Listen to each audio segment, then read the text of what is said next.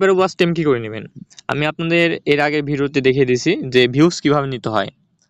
তো watch time কিভাবে নিতে হয় এটার জন্য যেটা করবেন যে আমি আপনাদের আহ, ঠিক সেম প্রসেস, কোনো আলাদা কিছু নেই।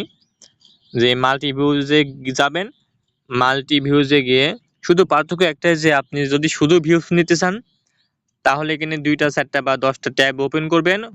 ওপেন করার পর লিঙ্কটা এখানে পেস্ট করে দিবেন, তারপর গোতে ক্লিক করে দিবেন। গোতে ক্লিক করে দেওয়ার পর যখন এখানে ভিডিও রানিং চলতে থাকবে তখন মনে করবেন যে আপনার ভিউজ হয়ে গেছে, তখন কেটে দিয়ে আবার লিঙ্কটা পেস্ট করবেন, তাহলে আপনার ভিউজ বাড়বে। আর ওয়াচ টাইম নিতে হলে যেটা করতে হবে, ওয়াচ টাইম নিতে হলে এটা ভিডিও ওপেন করে রেখে দেখতে হবে, নয়তো কিন্তু ওয়াচ টাইম তো হবে না, তাই না?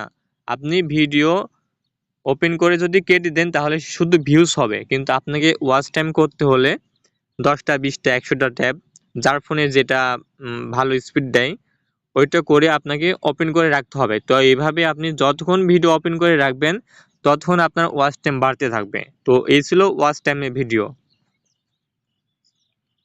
তো ভিউয়ার্স, এবার আসি সাবস্ক্রাইব কিভাবে নিব। যে আমরা দেখিয়ে দিয়েছি যে আমরা ভিউজ কিভাবে নিতে পারি, ওয়াচ টাইম কিভাবে নিতে পারি। এবার আসি সাবস্ক্রাইব কিভাবে নিব।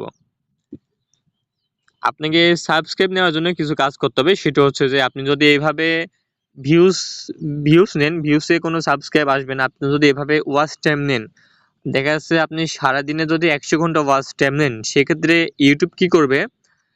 ইউটিউব তো বুঝতে পারবে না যে আপনি একটি ডিভাইসে করতেছেন, যেহেতু আপনি ভিপিএন ব্যবহার করতেছেন। তো ইউটিউব যখন দেখবে যে আপনার একটি ভিডিওতে একদিনে 100 ঘন্টা ওয়াচ টাইম হয়ে গেছে, তো সেক্ষেত্রে ইউটিউব আপনার ভিডিওটি র্যাঙ্কে দিয়ে দেবে এবং সে নিজে থেকে আপনাকে ওয়াচ টাইম বাড়িয়ে দিবে। আর যখন একটা ভিডিওতে ওয়াচ টাইম বাড়বে তখন সাবস্ক্রাইব কিন্তু এমনিতেই বেড়ে যাবে।